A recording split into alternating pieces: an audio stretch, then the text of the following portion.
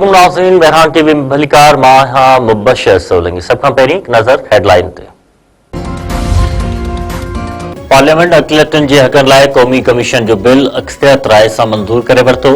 Speaker Ayaz सादिक जी सदारत हेठि क़ौमी असेंबली ऐं सेनेट जो गॾियल इजलास। कानून वारे वज़ीर आज़म नज़ीर तारड़ बिल पेश कयो। हिमायत में 160 ऐं मुखालफ़त में 79 वोट।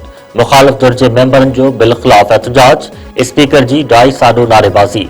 ऐवान मां वॉकआउट। कानून वारे वज़ीर आज़म नज़ीर तारड़ चयो आहे त हीउ बिल अक़लियतुनि जे हक़नि लाइ आहे। कैदी नंबर 804 के कुझु न थींदो। जेयूआई सरबराह मौलाना फज़लुर रहमान चयो आहे त अहिड़ी कानून साज़ी न कयो जंहिंसां नुक़सान थिए। अक़लियतुनि जे हक़नि जो न कानून जो मसइलो आहे। पीटीआई चेयरमैन बैरिस्टर गौहर ख़ान चयो आहे त इस्लाम जे ख़िलाफ़ का बि कानून साज़ी नथी थी सघे।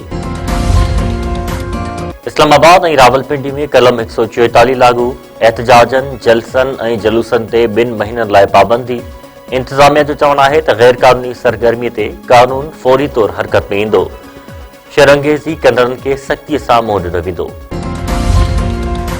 बानी पीटीआई सां अॼु वकीलनि ऐं घरबातियुनि जी मुलाक़ात जो ॾींहुं। वज़ीर आला केपीके सुहेल आफ़रीदी जी अडियाला जेल आमद जो इम्कान।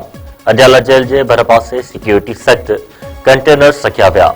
जेल जे वेझो मरकज़ी रोड ॿिन्ही पासनि खां बंदि। पनवाकिल में जंगा महर ऐं मरणाणी जतोई तकरार तां ठुलवासी हारी क़त्ल। कचे जे रज़ा ॻोठ में हथियारबंदनि ज़मीन ते कमु कंदड़ जतोई दुर्जहारी सैयद एहसान शाह खे गोलियूं हणी क़त्ल करे छॾियो। पुलिस पहुची मक़तूल जो लाश इस्पताल मुंतक़िल कयो। वाक़िए बाद धुरियुनि में छिकताण तेज़।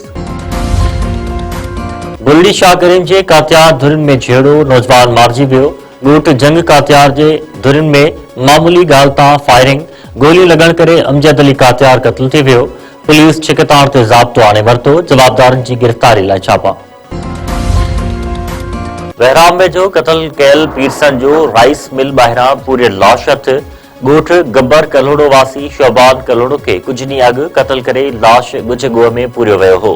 मर्द पोस्टमार्टम बैदि वाटसन हवाले। वाक़िए ख़िलाफ़ लाश रखी धरणो। वाटसन जो चवणु आहे त वाक़िए जी जांच करे मुलविस जवाबदारनि खे जल्द कानून जे कटहरे में आंदो वञे।